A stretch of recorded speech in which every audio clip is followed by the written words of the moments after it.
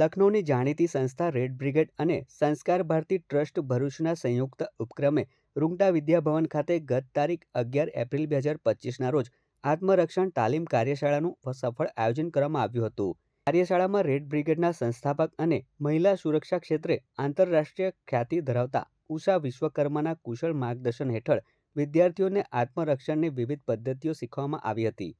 આ સાથે જ વિદ્યાર્થીઓને સંબોધિત કરતા તેમનામાં સ્થિતિસ્થાપકતા, સાહસ અને પરિવર્તનની પ્રેરણાદાયી વાતો કરી હતી. આ પહેલનો મુખ્ય ઉદ્દેશ વિદ્યાર્થીઓને સશક્ત બનાવવાનો અને તેમનામાં સલામતી અંગેની જાગૃતિ તથા આત્મવિશ્વાસ વધારવાનો હતો.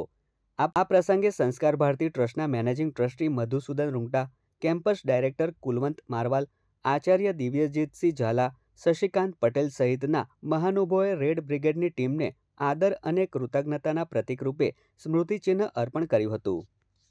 अभी तक हम लोग पूरे देश में लगभग 2.5 लाख लड़कियों को ट्रेनिंग दिए हैं। मैंने 5 देशों से ट्रेनिंग ली है और हमारी टेक्निक का नाम निशस्त्र कला है और ये टेक्निक 5 से 10 सेकंड में एक लड़की अपने आप को कैसे बचा सकती है उसकी ट्रेनिंग देते हैं और इसका रिस्पांस बहुत ही अच्छा मिल रहा है और बहुत सारी लड़कियां ऐसे हैं जो उन्होंने इस टेक्निक के माध्यम से अपना बचाव किया है और ये टेक्निक इतनी सरल है ताकि वो कहते हैं ना, हम शारीरिक रूप से कमजोर हैं तो हम कैसे बचाव करेंगे, तो वो उसमें कमजोरी का कोई मायना नहीं है कि वो सारा मामला है कि हम ट्रिक कैसे इस्तेमाल कर सकते हैं और अपना बचाव कर सकते हैं।